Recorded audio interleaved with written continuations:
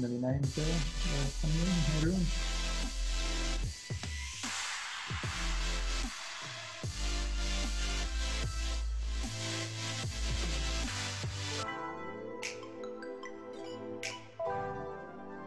So exciting. It is exciting. We'll be providing witty banter over the top, or? Maybe. I was just going to say to everyone that we're going to start this in about 5 minutes' time, just to give everyone time to log in and get comfy, get a morning coffee, or late afternoon tipple, depending on where you are.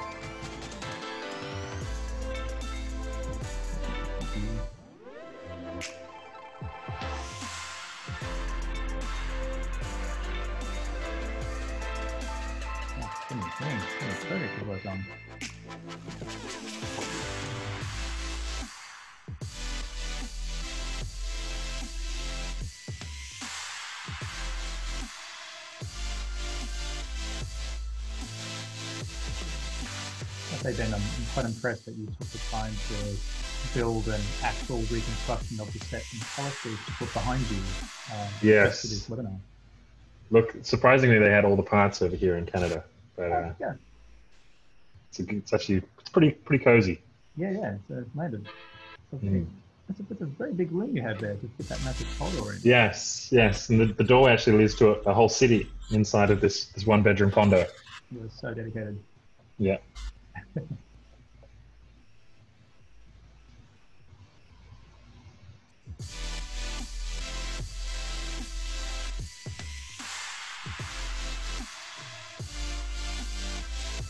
What's the time where you are, Ben? It is 8 p.m. 8 p.m. Ooh, that's cool, nice. We'll get this over quickly for you. Yes. Still very daylight here, though. It's closer to the North Pole. Something like that. Geography. Fine.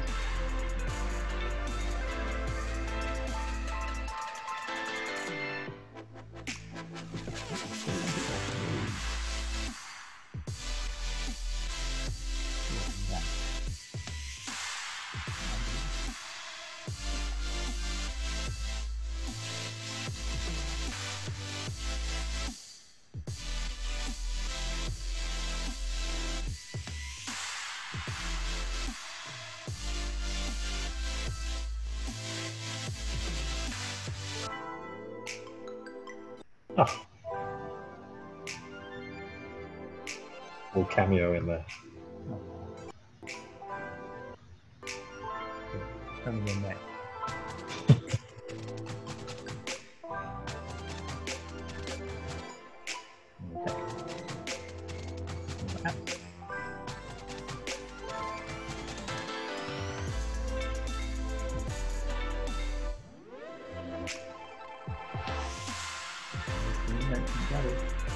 Very cool stuff.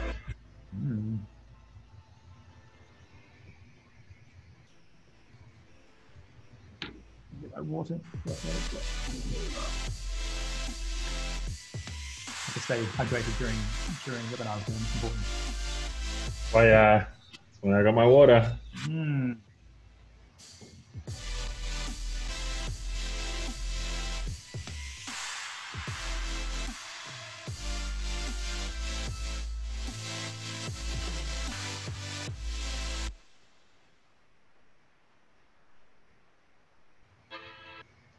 So good. Let's play it again. Hey.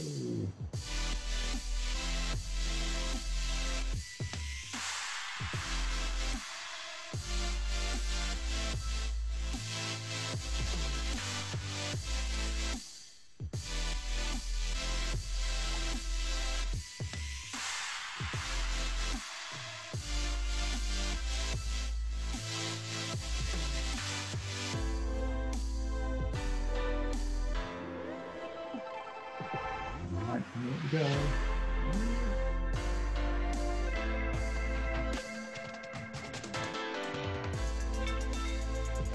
Got a few people in here. It's so exciting. Yeah.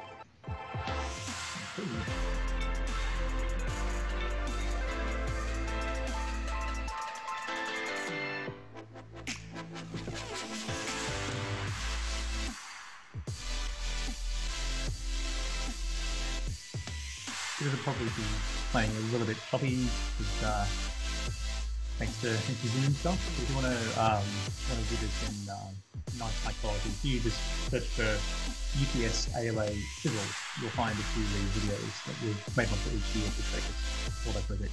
So go check them out. And also on the main website. All right, there 5. Let's get started. Right. So, all right. So, welcome all. Thanks for coming in. I'd like to start with a acknowledgement of country. So, I'd like to acknowledge the Gadigal people of the Eora Nation upon whose ancestral lands the UTS City campus now stands. I'd also like to pay respect to the elders, both past and present, acknowledging them as the traditional custodians of knowledge for this land. At UTS, we also recognise the rich Indigenous culture of storytelling, and at the Academy, we're proud to continue this tradition, as stories are such a powerful way of connecting to each other.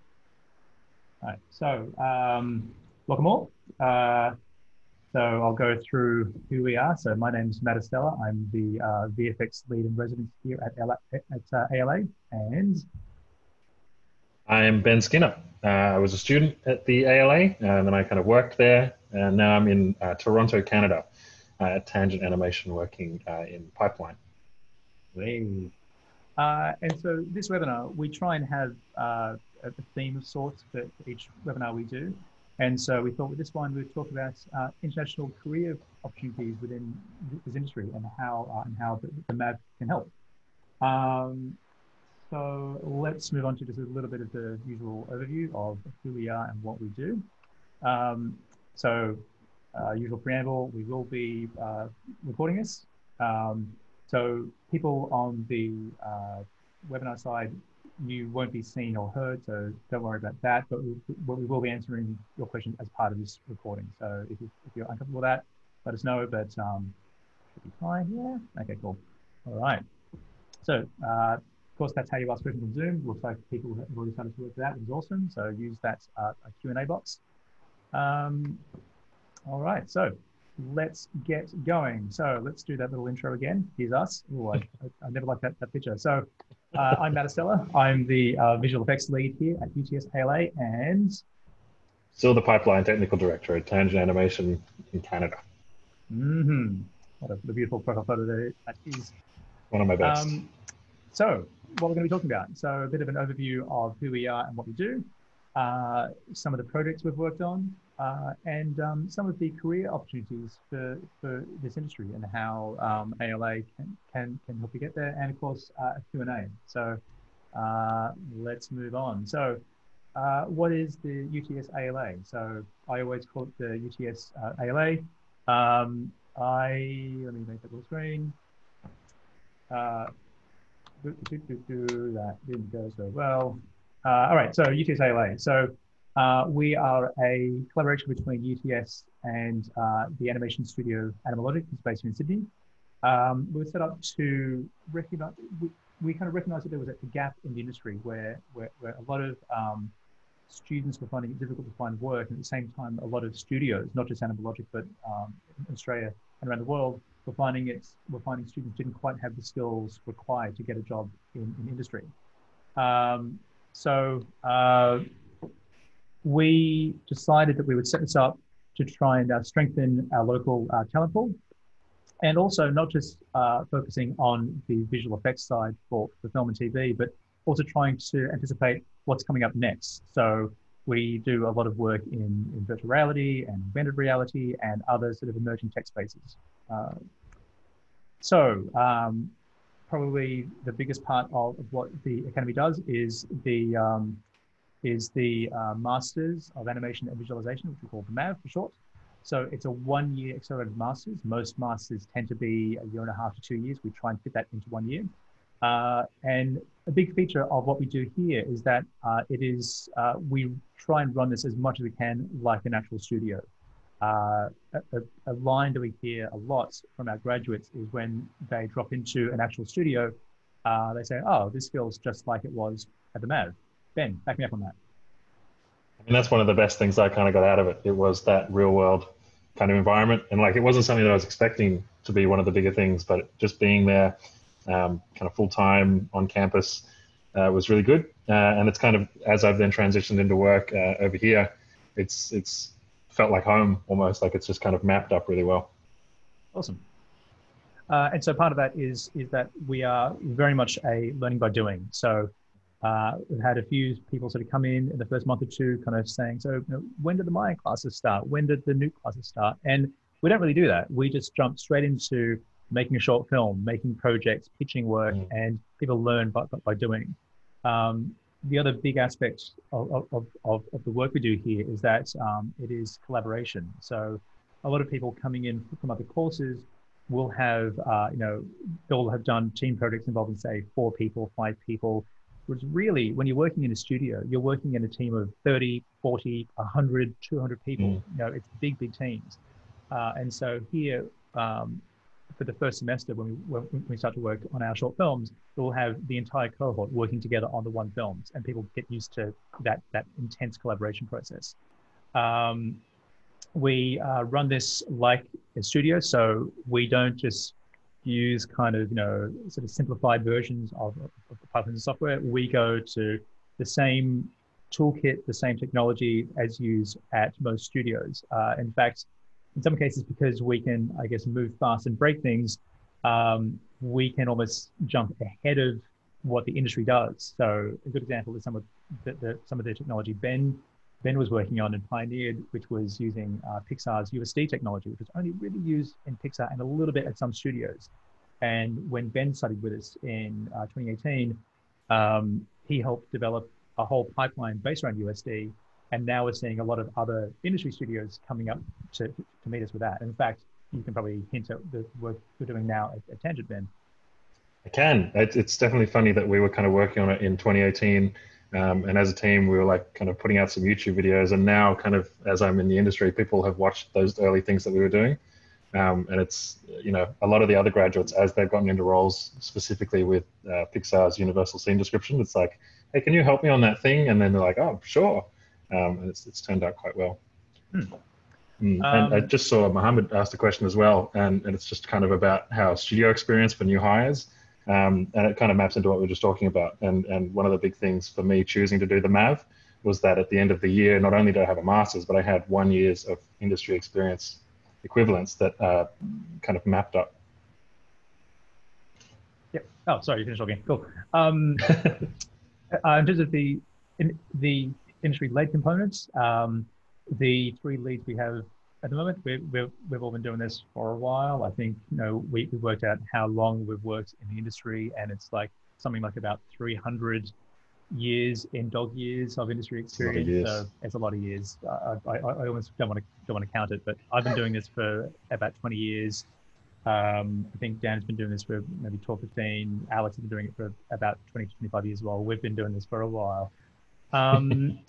In terms of guest speakers and masterclasses, we are completely shameless in terms of leaning on all of our industry friends and contacts. So we have a very close working relationship with Animalogic. So if there's anything that we're not familiar with or don't know, which isn't much, we can always contact Animalogic, and they are fantastic in terms of getting people in to help. So we've had the rigging supervisors at Animalogic in, we've had R&D people, we've had services, we've had modelers, we've had, even in terms of production, we were very lucky when we wanted to have a little masterclass in terms of what is production, what is that side of the industry.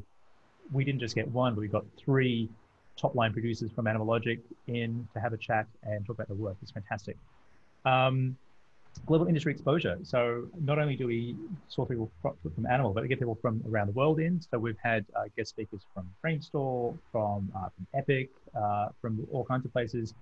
And also we are getting recognized around the world. It's pretty remarkable how quickly we went from, we've only been around for about 4 years, but when we went to SIGGRAPH, our name is getting recognized. The kind of awards we're winning, the kind of sort of notice we're getting, it's cool. Like, we're now a player that's I think would take most schools quite a while to get up to that sort of echelon. We're already kind of hitting that, which is great.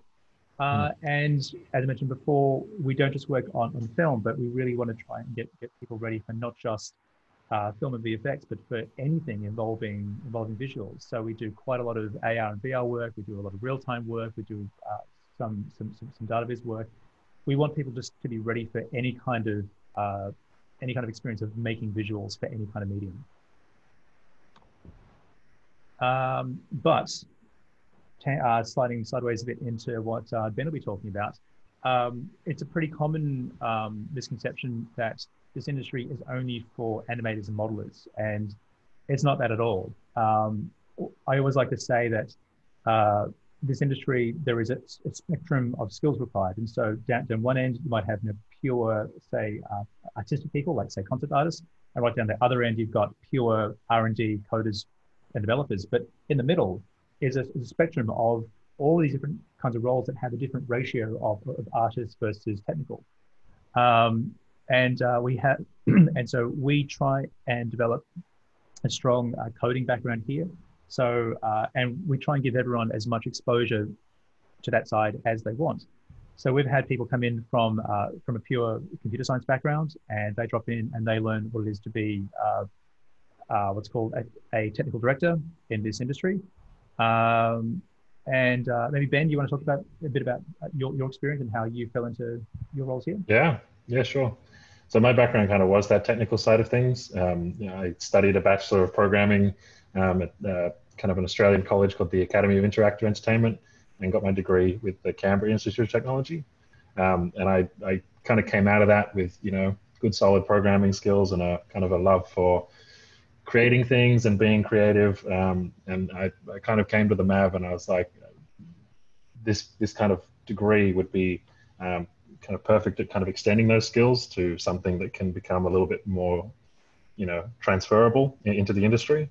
And kind of coming out of that, kind of like when Matt was saying, I discovered that it wasn't like I'm going to be a programmer on this end or I want to be an artist on that end. I've just kind of lived in that range, kind of going back and forth, and it's kind of exciting. Just it kind of becomes like you got to pick the right tool for the right job, and that was one of the things that the MAV kind of showed me that could be an option, which I kind of hadn't really thought about before. Yeah, cool. And I'm just spinning through these other bullet points quickly. It's also a common misconception that to work in this industry, even if you want to do a more technical role, that you have to be an amazing artist, illustrator, you have to have had sculpting experience. It's not like that at all. You just have to have an interest. Oftentimes, the roles for the technical roles within this industry are more about supporting artists. And so I think a nice point of differentiation of learning a technical craft with the MAV versus say doing a more traditional computer science degree, or in fact sort of augmenting on top of a computer science degree, is that sense of it's not all kind of design documents up front and class structures and diagrams. It's very much you have to talk to artists and say, well, what is the problem which you are trying to solve? And you have to go away and think about it and then present stuff back and then keep iterating. So this industry is really big on lots of iteration, lots of versions and feedback, but that goes for the coding side as well. And so coders have to get used to, you are never hitting like a version 1 perfect solution. You are just constantly refining and polishing until it's good enough that you are kind of helping save time and money. And I think it's one of the things the MAV does really well, because it's those interpersonal skills that you get because you're all in the one space. It's kind of a bit open plan, and just kind of the interactions you get. A lot of artists are kind of like, well, I just got to model this thing by hand over and over and over again. And it's kind of on the technical side where you can be like, well, we can kind of automate it this way, or we could make it a little bit more procedural with Houdini. And it really fosters that kind of those relationships. Yeah. And it is worth pointing out with that last bullet point slide that, again, because of the common misconception, or everyone sort of defaults thinking of, if I want to work in this industry, I'm going to be a modeler or an animator. It means that a lot of undergraduates just aren't aware of all these other different kinds of roles, especially the more technical roles. What that translates to is that, generally speaking, there are more modelers and animators around than there are jobs available, but there's always a shortage of good technical people. And so of all of our graduates from the past 3 years, all of our more technically inclined folk have found work almost straight away. That was that's one. Okay. Things I've worked on. We've worked on all kinds of things. Again, as I mentioned before, we've been in this industry for a long, long time. So we've worked on all kinds of films, both good and some not so good. But experience, it's good. And let's talk a bit about what you do in the year here. So we run three sessions. It's a long year. So we start in January and end in November. And it is 9 to 5, Monday to Friday. We, compared to a lot of other master's courses that have sort of maybe occasional contact with your staff, sorry, with your kind of teachers and leads, we are here with the same schedule, 9 to 5, Monday to Friday. So again, replicating that studio experience. So you get to see your staff and your leads all the time. The first semester, we work on VFX. So that's where we will work out an idea for a short film, and we will develop it and get it up to, I guess the closest analogy in the VFX side is what's called temps, where you get it up to a stage where we have each shot is completed to some capacity. So it's not finals yet, but we have a pretty good sense of what the film is. So we've got, you can say roughly it's about halfway complete. We then put the film on pause for a bit. And in the second semester, we work on anything new. So any sort of emerging technology. And so the groups have to go research everything which is sort of new and hot now. They then have to pitch ideas in that space. And then they will then break up into small teams where they have to sell that idea. And what's interesting is all of the skills they learned in terms of making a short film in the first semester, they then have to really apply and kind of showcase in this semester. So whereas for the first semester, it's everyone. So for this year, it was all 42 students working on one film. We then break into 7 teams. So each team has maybe say 5 or 6 people. And they have to run and gun, and kind of whatever skills they have, they've got to really kind of step up and showcase to make the best possible pitch they can make. And then in the third semester, we will pick one of those emerging tech ideas, and we'll finish it to a really high quality, as well as finish the short film. So the third studio, when people walk in, visitors and stuff, and they walk in and go, oh, this just feels like a working animation studio. Because that's kind of what it is. It's just people just knuckling down and getting it done.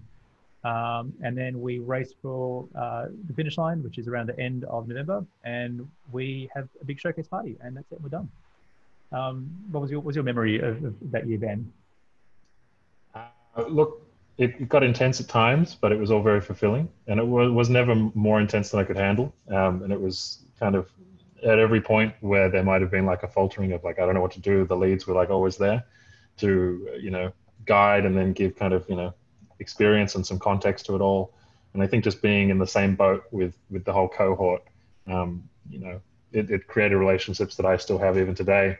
And at the end of the year, we'd had this studio experience, and we created some really good stuff that I'm still proud of today. Yeah. Awards. We're getting recognized. So we're winning loads of awards for all kinds of things. We're getting lots of amazing feedback from industry. We've got a really high graduate rate. Something that we're pretty proud of is the gender split. And this industry tends to skew quite heavy male versus female, but we're now sort of like pulling it back more towards 50-50, and we're hoping that can sort of be the change we want to see in the world. And we're doing some pretty cool research as well. So as well as the masters, the MAP, we have a pretty active a PhD stream, which are doing all kinds of very cool research, and that's getting recognized. We're getting some quite cool funding in for that. So if anyone's interested in a PhD, you should also look into that. Some of the projects we've worked on. So running it through. So as I said, every year we make a short film, and we make some sort of real-time project. Some years we get very ambitious, and we might do 2 real-time projects. But as well as that, as part of the research side, one of our research students, is that we call them research students? Research candidates. Yeah. He's working specifically in making kind of hybrid short films, and that's getting recognized. So that was Jasper, and that's got all kinds of awards. It's very cool. You should check that out if you haven't seen it yet. Ben, you worked directly on Color Thief and on Explorer, which isn't on this list. That's outrageous. But you had a hand in most of these in some capacity. So Terrachi was obviously before your time, as was Jasper. But everything else here, you had a bit of a little bit of a touch. I mean, it was lots of other people as well, but it was really fun to kind of, jump around between different ideas and different stories to tell, or with that kind of one idea of, solving things with technology and kind of everything that the MAV offers. Yeah, and I think what I'm quite sort of proud of as well is that we really do sort of try and, well, actually, I was going to say we really try really hard, but it's actually we don't. This almost kind of happens as a byproduct. So every year where we ask the students to give us ideas for films and for real-time projects, it just gets workshopped, and we'll kind of discuss it and play with it in different ways. And just naturally, we end up with these quite diverse worlds. And so the fact that we've had an alien-themed world, 2 quite baroque underwater worlds, a dystopian sci-fi world, and all of our more, I guess, sort of creative visual style students they just go research, and they just do sort of incredible, style exploration stuff. You can see some of the artwork behind me here. That was for Explorer. And again, just having, it's amazing where we say, right, here is our brief and the kind of thing we're going for. Show us what this world is. And within a week, we'll generate hundreds of pieces of artwork where, if you have, say, 6 or 7 students who are all in a bit of friendly competition and trying to work out what the world is going to be, you just come up with this amazing, diverse world set, which is very cool. Yeah. But moving on to international careers. We've had a pretty good track record of having students join us from overseas. But also after graduation, we've had a pretty good track record of our grads going to work overseas, of which we have the lovely Ben here has done that. We've also got Wen working in London at Double Negative, who was hired straight out of the course. We've now got Emma working in London as well. We've had other people in all kinds of places, right across Asia. And I think what's kind of worth pointing out, as the slides say, is that demand is only growing. So, if you think about the amount of screens around the world, I think it's fairly kind of simple and obvious to think about kind of, movie theaters and TV screens. But then it also expands out to every mobile phone, every tablet, and then coming up soon, every AR and VR device, and all these screens are going to need content, and all that content has to be made by people. And that's why it's a pretty busy industry for jobs. Yeah. So how to apply? Basically, go to the website. We've got all the instructions there. We try and run the application process a lot like industry. So it's primarily portfolio based. So if you are focusing on the more visual sides of this industry, you just want to put together a collection of your best work. If you're a developer, tell us about the kind of technical projects you've worked on. Ben, do you want to talk about the kind of stuff you showed us when you applied? Yeah, I kind of showed a mix. I was interested in both, but on the code side, there's a website where you can share code called GitHub. I shared a link to that. I'd done some other projects, and I kind of just put the code up there. I also had like an Instagram where I'd been making some more technical art pieces, which I think I shared. Mostly just, showing things. I was kind of a little bit worried about what to put in. Like I wrote up a little email, which is probably very embarrassing if you read it back today. Just how excited I was to apply. And I've got it here. I'm going to read it out for everyone. Oh, good. Yeah. I think I found it by accident the other day. But no, just showing lots of everything I've done above a certain quality. Like I didn't show them, something I just worked on for 5 minutes, but stuff that I'd done throughout my education and my personal time. Yeah, cool. It's worth pointing out that there's a master's, so you need to have an undergraduate degree or equivalent. So that can be X years of industry experience or some sort of tertiary education degree. And of course, the personal statement, which Ben was just talking about. Once we get that, we'll have a look and we'll work out if we want to have a chat. So we'll organize a face-to-face interview, either through Skype or webcam or in person. And we'll just have a little chat about the software you've used, and maybe if you need to skill up on some things before you start with us. But really importantly, we need it's good to get your application in early, because quite a few times we've had people apply and they'll show us the work, and you can see that there's potential, but they're missing a key component. But if you get it in, say, around now, there is time to get that skill up to standard. And we are more than happy to give people advice and say, well, if you just learn this thing, that'll tip you over the line. We are pretty busy on the social medias. So we're always sharing all our news and tips and tricks and little videos and teasers and stuff on all the things. And we have lots of our work up on our website as well. So there's a link there. We'll also, there is, I can already see there is a clicky link in the chat. And I think that's it for the PowerPoint slides. So why don't we do a bit of a Q&A? Let's read through some of these questions. So I'll stop screen sharing for a bit. Hey, there's lovely Ben full screen. There's lovely me full screen. Okay, so let's go through some of these questions. Starting from the top. Costings. Best if you email our info at Animalogic Academy. Is that the address? Oh, I should know that. I'm sure someone will post a link in the chat for that, and we can give some answers there. Done. Moving on. Do you need an undergraduate degree to enter? Yes, or the equivalent. So I think, again, that's also laid out on the website. So I think it's something like, if you don't have an actual undergraduate degree, you have to have X years of industry experience. But again, if you're unsure, just email us and we can give more clarification there. Done. Did we create the backdrops with slides, Ben? We did. They're all kind of screenshots from projects across the years. I think there's a link for the projects on the website too. There's actually Zoom backgrounds as well, if you want to be like me and have cool artwork as your background. Much better than my one-bedroom condo.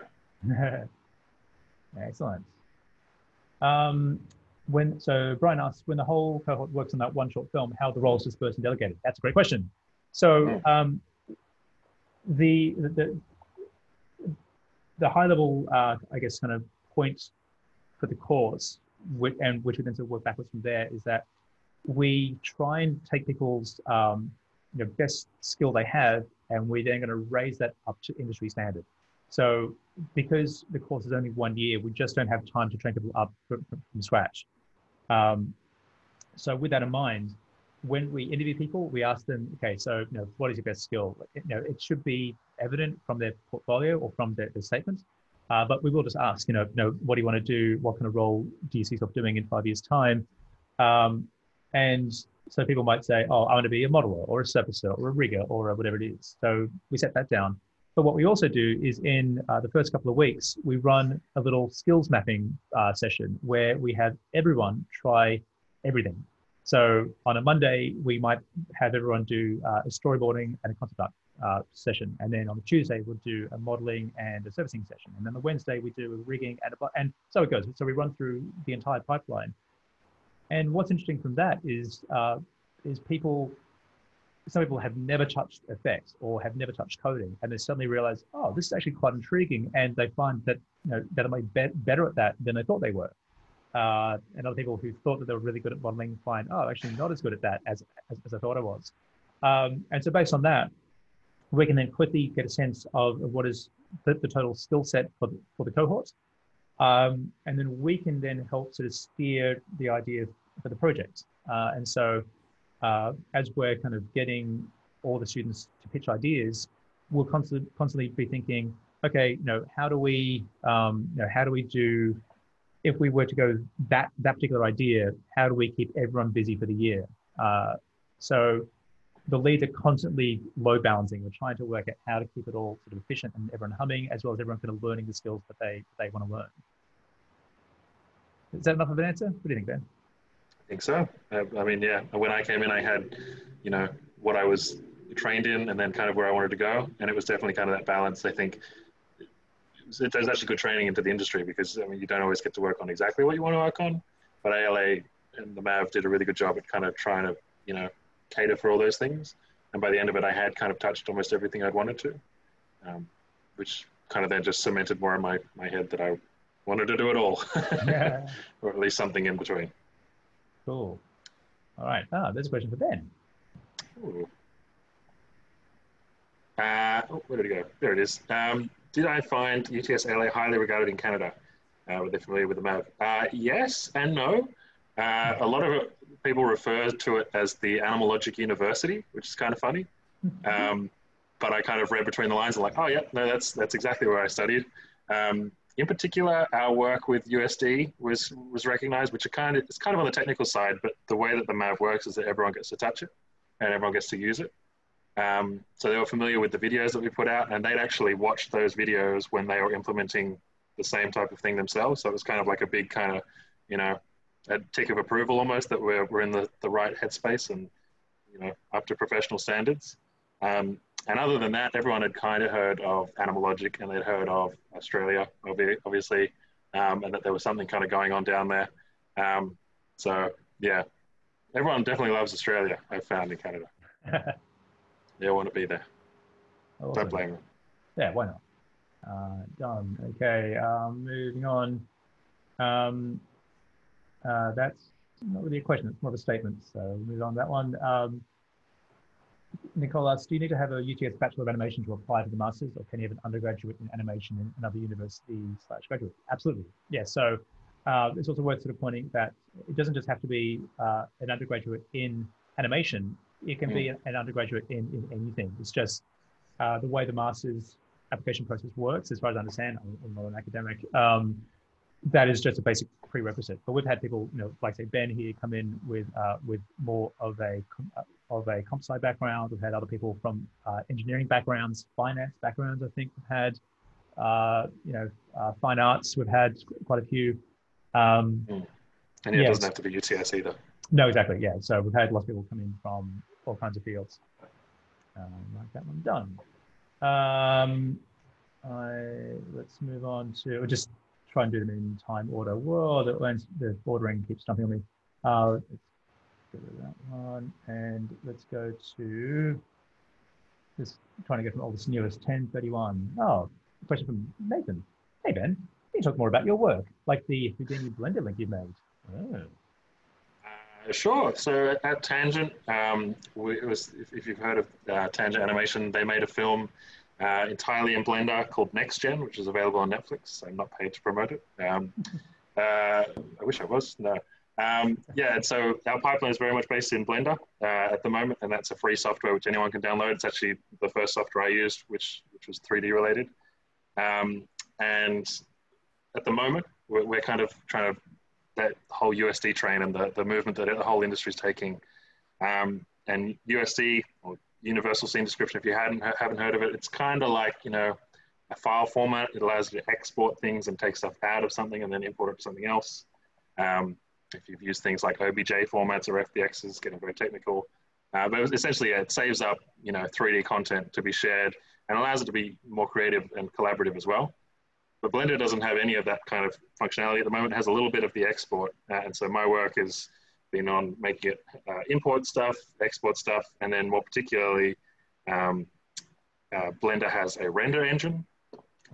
3D animated films all have a process where they get converted from like the gray things that you sometimes see people animating with to like the final image that everyone sees, and it's called rendering. And they have a renderer called Cycles. And so that we've taken that and then we've made it be able to work with USD and the add-on thing to that called Hydra. And that means that then we can take this thing which is just related to Blender and take it out into Houdini and other softwares like Katana. And it just means that it can natively ingest Pixar's Universal Scene Description, which is pretty powerful. And there's more information online, and I have a Twitter account, which you can follow as well, where I've got my latest work. Selfless, shameless plug. Fabulous. I think that. Good. All right, going in reverse time order. 10:05. Is the UTS ALA studio located in the DAB building of UTS? No, it's not. So we're down the road a bit. So if you know the business building, aka the crumpled paper bag building, we are next door to that. So we're on Harris Street. If I look out at the window, if I could change my camera, I could point at the crumpled paper bag building just out there. But yeah, so we're in our own kind of dedicated facility, which is pretty cool. And so that one. What's the acceptance rate for the academy? Is that, I can't tell if that means for people applying to get in or job rates going out. I suppose we can answer both of those questions. So I think the current employment rate for our graduates is hovering around 90%. We're doing pretty well. The acceptance rate, it's probably about half of our applicants will progress to get in. You know, I don't think we set a particularly high bar for entry, but as I was mentioning before, it's a 1-year course. It goes by so quickly, and it's so intense that the main thing is that we get some people apply who say, you know, I always wanted to study animation, but they haven't actually done anything, and so we just can't take people like that on. We just don't have time. The other side of it is, you know, we're pretty honest and upfront about, you know, to get those basic skills, you can kind of do it off your own bat. You know, I like to say the University of YouTube is pretty hard to beat in terms of like cost and value wise. So, you know, if you just type in, you know, beginner Maya or beginner substance or beginner animation, YouTube will give you back thousands of hits. Now, it's all pretty, you know, questionable quality, but I think that's also part of the process. Is that, you know, you have to use, you know, a bit of self-awareness, a bit of, you know, context of watching videos and quickly working out, you know, what is good and what is bad.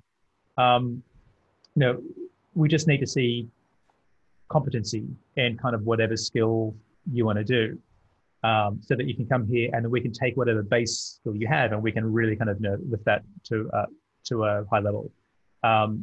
We do get a lot of people who have, you know, reasonable 2D drawing skills, but no 3D.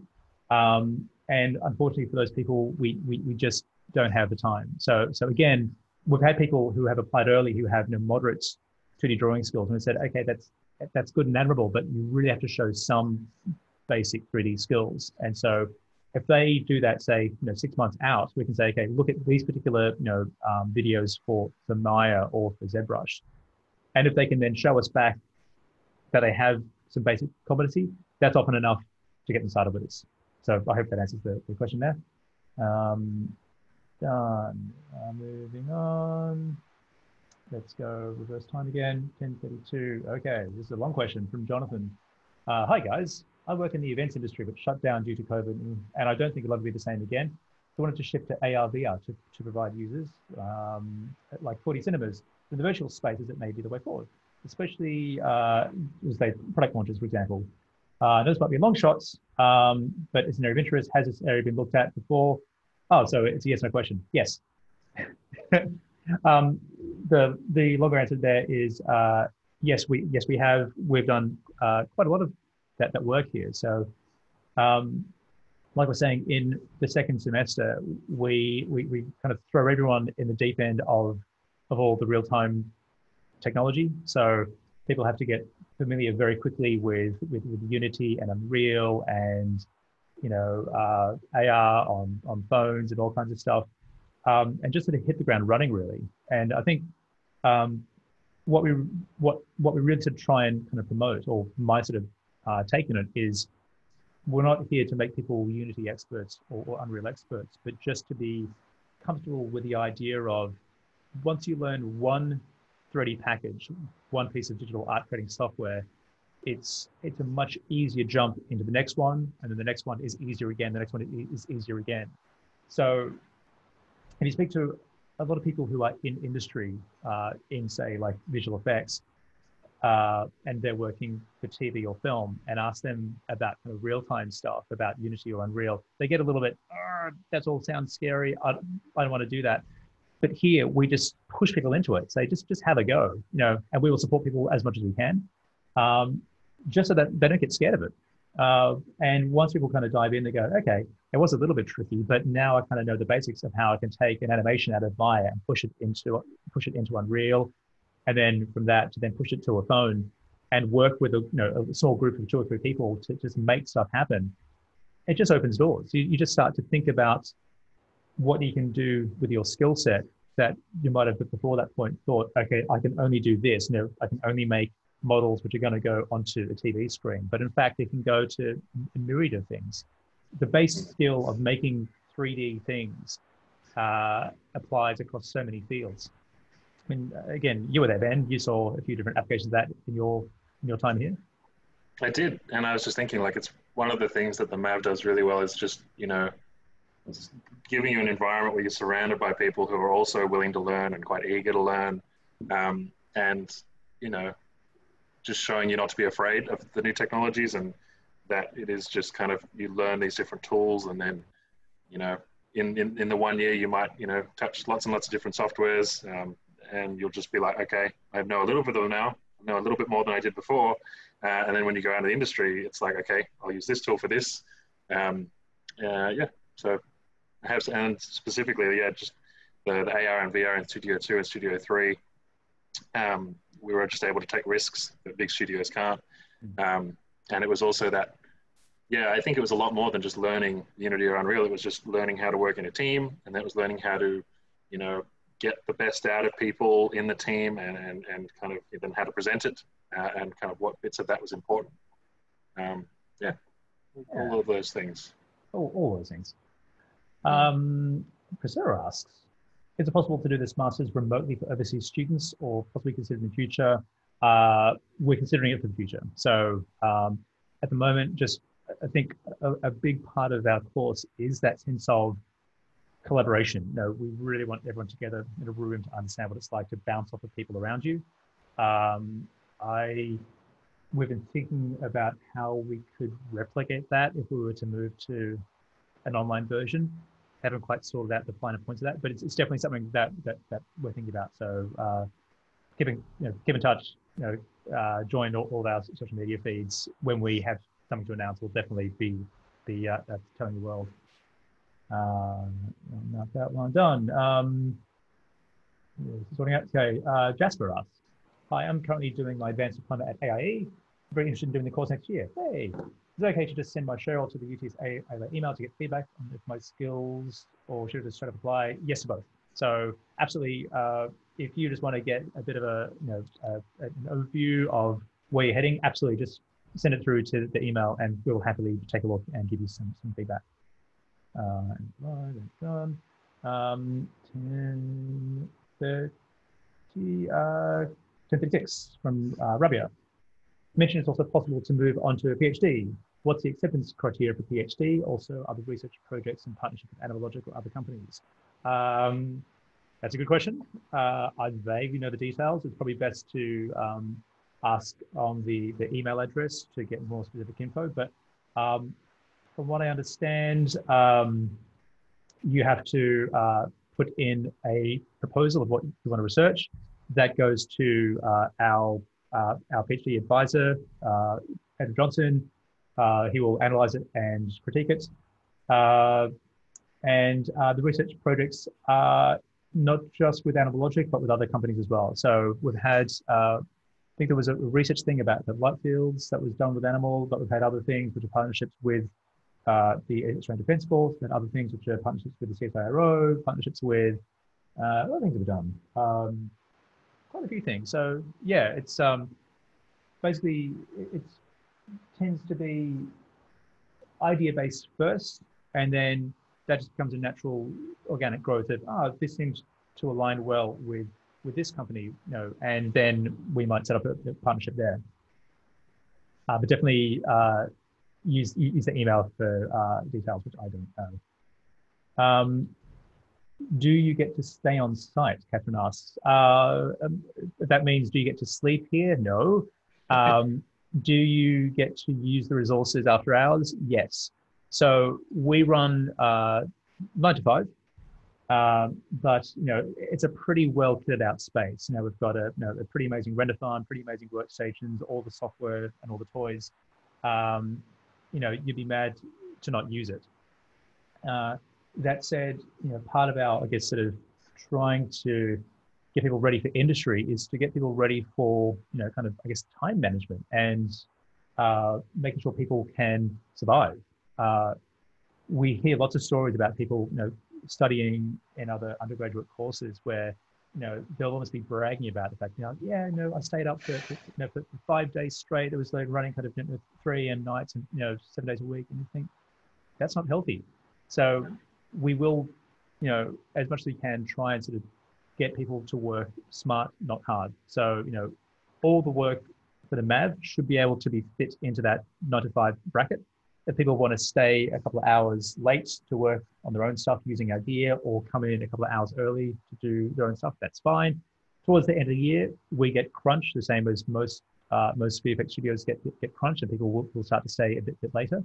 But ultimately, once you are a student and you're registered, you can pretty much come in here whenever you want to use the gear. So that question is answered. Good. We're burning through the questions. Brian asks, what programs are not available at ALA? The programs we don't use? I don't know. That's a hard question to ask, because there is a sphere of all the software we don't use, and then there's the sphere of software we use. Yes. I mean, in terms of what we do use, we pretty much mirror industry. So have to rattle this off. We use Maya for most of our sort of modeling, rigging, animation, layout needs. We use ZBrush for high-end sculpting. We use Substance for texturing and some procedural shader design. We use Renderman primarily as a renderer, Nuke for compositing, Resolve for fun grading, the full Adobe suite for all those things. So, Photoshop and Premiere and After Effects for doing little bits and pieces. We use Houdini, of course, for doing effects and other kind of procedural tools. We use Unity and Unreal. But also we use Xcode occasionally for doing iOS dev. We use, generally speaking, Katana for lighting, of course. Generally speaking, it's the same kind of bullet point list that you would find in most studios. If people kind of say, hey, could we use this thing, please? Normally, if there is a good justification for it, we can get it. We're not sort of locked into any sort of like specific software or software kind of schema. That said, a pipeline is a pipeline. And so, if you want to have something which is going to contribute to the short film, it has to really kind of sit within that boundary. If there is a really compelling case for using something else, we'll get it. But oftentimes people will say, hey, can I use Cinema 4D, or can I use Max? And we kind of go, well, A, it's not really kind of industry standard, those things. I mean, that they are fit for other fields, but not for doing VFX. And B, it's oftentimes people not being willing to step out of their comfort zone. And really, again, sticking with that, we try to operate like a studio. You couldn't walk into a place like Animal Logic or ILM and say, okay, I know you guys use Maya and this and the other, but I'm like a Cinema 4D guy, so I'm just going to use Cinema. It's like, no, you use what they use. And you have to get used to picking up new software quickly. We designed our toolkits around what most of the industry use. So pretty much, if you can get comfortable with our software and our tools, you're pretty much guaranteed that you can walk into most jobs and most studios and be able to hit the ground running. We also use Shotgun for the pipeline side of things and side of production, and we also use Marvel's Designer. Thank you very much. We being you, not me anymore. Yeah, true. Coulda. Riss asks, is Houdini used to model in industry or always used with ODCC apps? That's a great question. In industry, no. It is in certain places, but generally speaking, in industry, Houdini works really well in terms of like playing nice with others. So ZBrush and Maya are kind of the standard for modeling. And what Houdini is great at is it can import models from those packages or from anywhere really, and can then enhance them. It can augment them. So you might have, say, the modeling department make various, say, components of a tree. So they might make like a trunk, 2 or 3 branch variations, 2 or 3 leaf variations, and then in Houdini we can make a random tree generator, which can make infinite variety of trees, as many as you want. Or we might have, the modeling department generates 4 or 5 rocks, and then we can then scatter those rocks across a terrain really easily.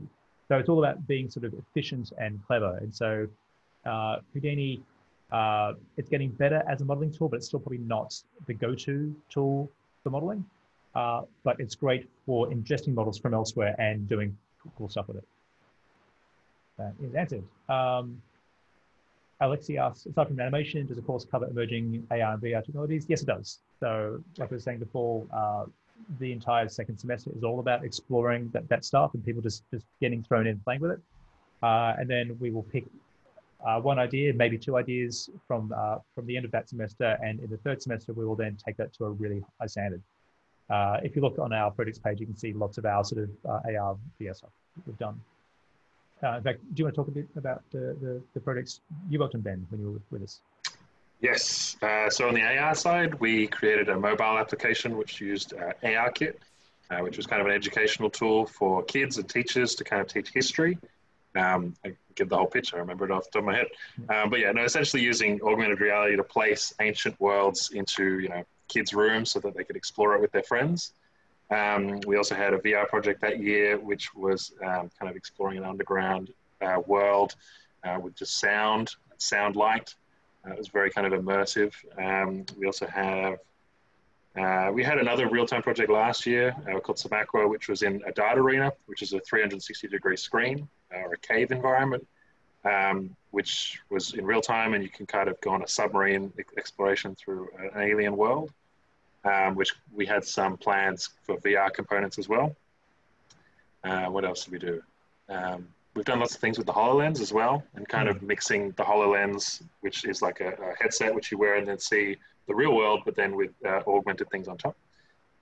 We've actually combined that with, phone augmented reality and virtual reality headsets, kind of trying to create new experiences with those as well. What else? I think that's probably the most recent ones. That's probably nice, loads. We're also using them, or you guys use them, in terms of like tools and creating the animation as well. Like there was a bit of virtual production last year, which used the same VR tools as well. And the virtual production side of things and the virtual cameras is currently very big in the industry as well. And we were doing that kind of 1 year, 2 years ago, and kind of using those same tools to create traditionally animated films, which is kind of a cool element as well. Cool stuff. All right, we're nearly down to the last few questions, and we're dead on time. This is amazing. Great time. So Mohammed asks, is JoyFX equivalent to an undergraduate degree? So he's referencing a website I run called CG Wiki, where I run a bunch of tips about Houdini and on software. No, it's not. How many lectures would you do compared to work periods in that 9 to 5? Again, we don't really do lectures here. So my usual sort of catchy line for that is we do tasks and not tuition. So rather than I guess running kind of like rigging 101 and effects 101, we will give people tasks. Hey, we need some fire for this particular sequence. You've got to go sort it out. And if that person says, I don't know how to do fire, well then we will sit together and we will work it out together as you would in industry. So that's kind of how it goes. It's all kind of like on the job learning. Now there's also the Friday self-directed learning day as well, which was new this year, which does have a little bit of that option. And kind of as things are kind of taught as well. I remember we had a virtual production short course, like a little lunchtime class as well, and a pipeline lunchtime class as well. So where needed, those things can be kind of run. Cool. Yeah. So I'm getting a poke from someone to say something about how animation and visualization industries are going around the world. I thought I did that earlier on, but let's say it again anyway to keep the powers that be at bay. if you keep a weather eye on the amount of studios that are opening up around the world and the amount of kind of placements that are opening up, it's exploding. It's crazy. So even through kind of COVID and this whole sort of shutdown thing, it's still quite remarkable that, in various parts of the world, we hear little kind of blips of certain places downsizing, but then by the same token, other places are ramping up to add another 100 staff and 200 staff. So Sydney in the last 6 months has suddenly got very busy, where we've had Animalogic are about to ramp up again on some quite big projects. Industrial, like Magic, are ramping up as well. Flying Bark are about to get huge. So they were already very busy. They're about to get crazy busy. Classic Wax are very, very busy. And that's just all at the high end side. If you look kind of at the very busy commercial scene, that's all fantastically busy as well. You've got all the sort of like kind of emerging tech space of AR and VR. There's a lot of sort of businesses that are bubbling up on that side. It just seems to be growing and growing and growing. And again, there's a thirst for artists and for people in the space. So, it's a great field to get into. Yeah, over here it's kind of the same as well. And even there are several companies over here who are still hiring people internationally, but they're working remotely. And it's kind of even more accessible now because everyone's remote. I think the students this year of the MAV are kind of getting, really great experience for what the future might hold in terms of remote work. So, I mean, it looks a little bit different from even when I moved over here 5 months ago. But as soon as things start opening up, then yeah, it's definitely, the MAV kind of gave me those opportunities to get international experience and exposure. Cool. And Kishore, your question about after completion of the course, do international students enroll in any pathway programs of any sort? I'm not sure of that. Best to email our info address and we'll probably get more info there. And that's it. Hey, Ben, we've worked through all the questions. We're amazing. Aren't we just the best? We are the best. So just go back to that screen page again. I'm going to share my screen. That screen and share. So just say again, so this is where you can find all of our info. So if you go to animalogicacademy.uts.edu.au, it's got information about all of our projects, about enrollment. Really handy part of it is you can see some of the applications from our previous students. So they were very generous to share and show how they applied. So you can get a gauge of what our kind of standard is, and then also comparing to how their showers looked when they left us. So that's pretty cool. And if you have any sort of specific questions, you can email Animalogic Academy, or one word, at uts.edu.au. Thanks for joining, everyone. Thank you, Ben. It's fabulous, as Thanks always. for having me. Thanks for having me. It's been good. You're a peach. All right, I think that's it. So thanks all, and we'll talk to you soon. Bye. See you later.